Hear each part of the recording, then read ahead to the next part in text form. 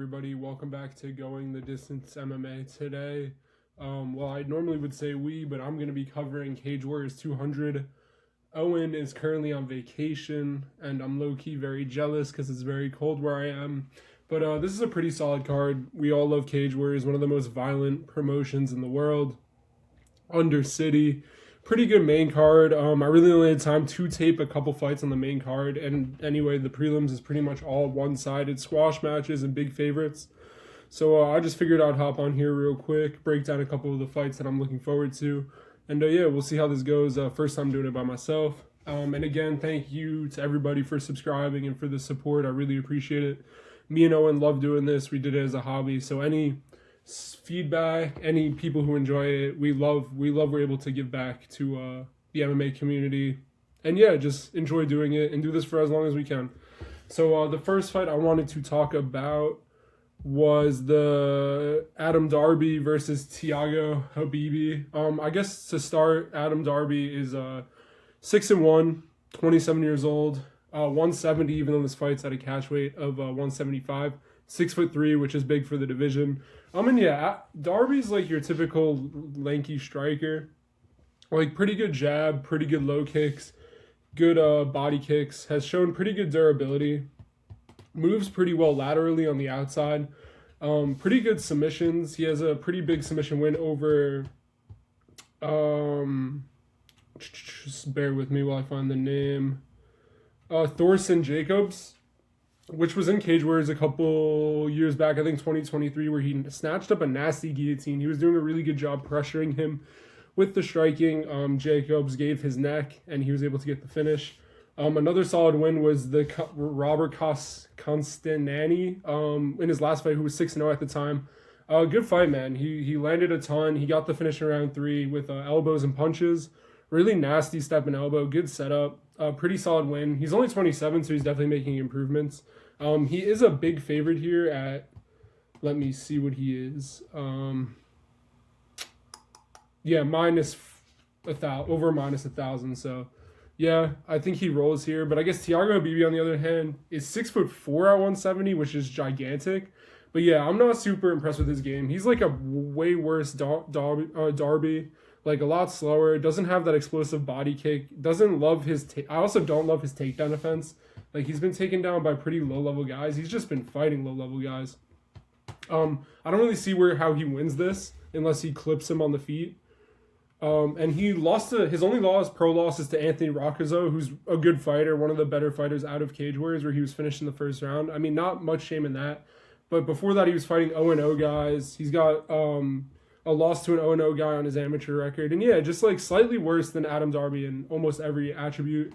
Obviously, you don't want to play minus 1,400, but an under, like it's Cage Warriors. They're both gigantic strikers, but I think Adam should roll here.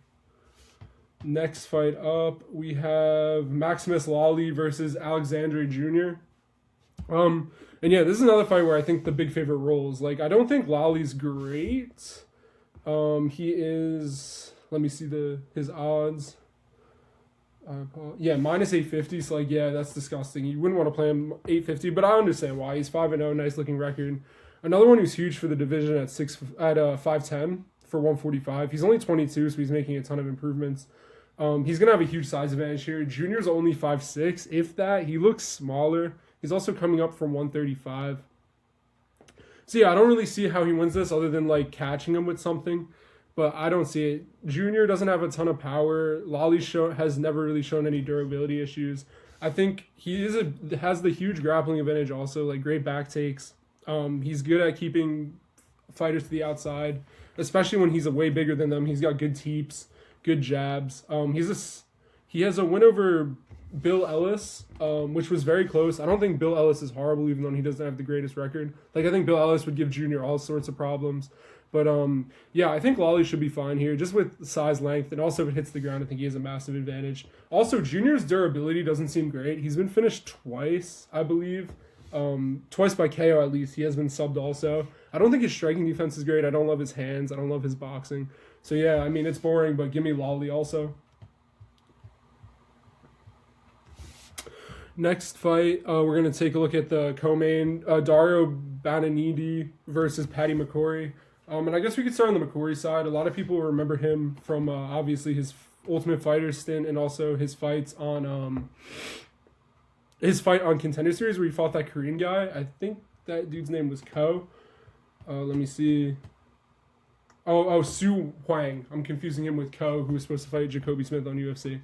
Su Huang. And I mean, yeah, like Patty looked decent enough, especially rounds 1 and 2, was pretty much boxing him up on the feet. Huang had a really hard time getting in and really getting any sort of offense. He did get a lot of like cage push control, which isn't great because I think Dario can do that. Like he's pretty physical, goes in the clinch well. But McCory's a smooth striker. His other loss is to Robert Valentin, where he was subbed relatively quickly, I think 3 minutes into the first round, which, again, isn't a great look, but Valentin hasn't been great in the UFC, but I don't think he's a horrible fighter, and he can grapple, you know? So, I don't really hold that too much against him. Patty's still only 7-1, so still pretty green in his MMA career, but he does get better fight to fight. I don't know, I just think he's going to be too quick for Dario. Like, Dario, on the other hand, kind of reminds me of, like, a super poor man's DDP. Like, he's always out of position. Obviously doesn't have the power of like a DDP. He has a really high guard, but really overextends on a ton of punches, which you don't love against a slick striker like Patty McCory. I don't love his defense. I think he really needs takedowns, and like, can you trust his gas tank where he has gassed?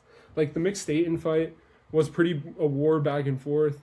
Staten's solid, but it definitely was on the tail end of his career, and Dario did end up winning. But like, do you think he could put a singlet on and wrestle Patty hard for 5 rounds? Like, I highly doubt that. I think McCory at like -180, which is ironic because he is the challenger in the title fight. But like, I don't know. I think it's a good matchup for him. He's a lot quicker, great straight shots down the pipe, good knees. I do think McCory probably finds the chin at some point, which I'm not a huge McCory guy, but I think he does deserve a spot in the UFC. I don't think he's like a world beater, but I think he'll have fun fights in the UFC. And if he wins this, I'm pretty sure he will get signed.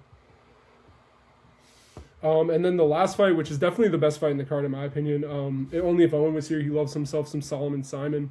But Solomon Simon, 7-0, the Cage Warriors featherweight champ, 30 years old, 5'9", versus Nick Bagley, who's also a great fighter, 29 years old, 5'8". And I guess to start on the Simon side, dude's dangerous, man. Like, he's got a ton of finishes, has shown he's pretty versatile. Like, I would say definitely prefers the strike, has won all of his fights inside the distance.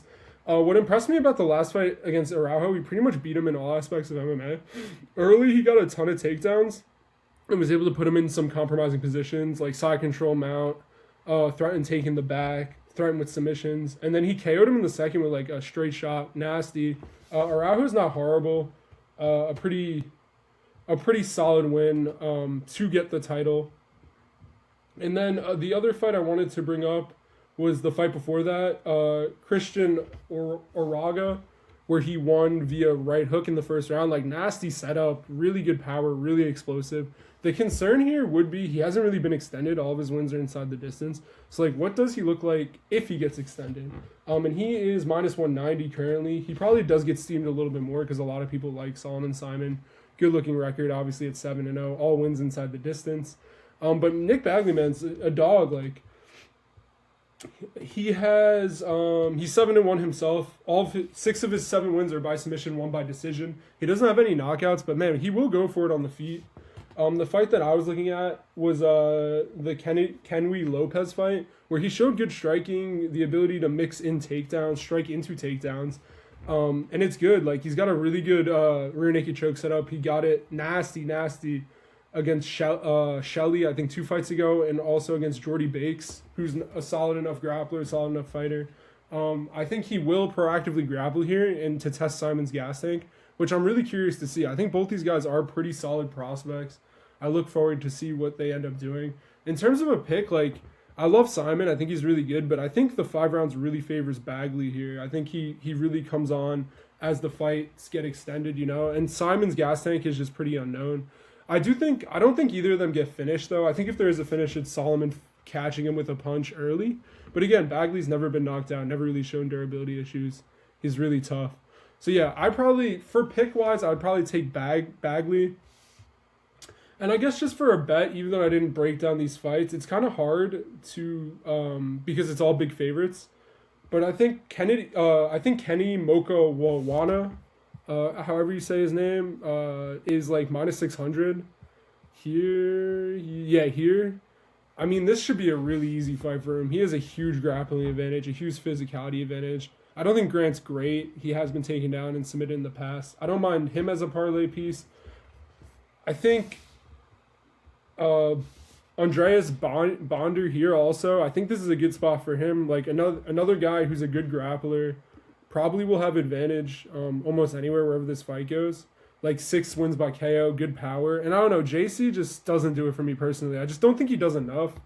Like he's another grappler. I have a hard time seeing him grappling Binder, at a hard pace, especially. Like he's been sub 5 times himself, 4 times in the first round.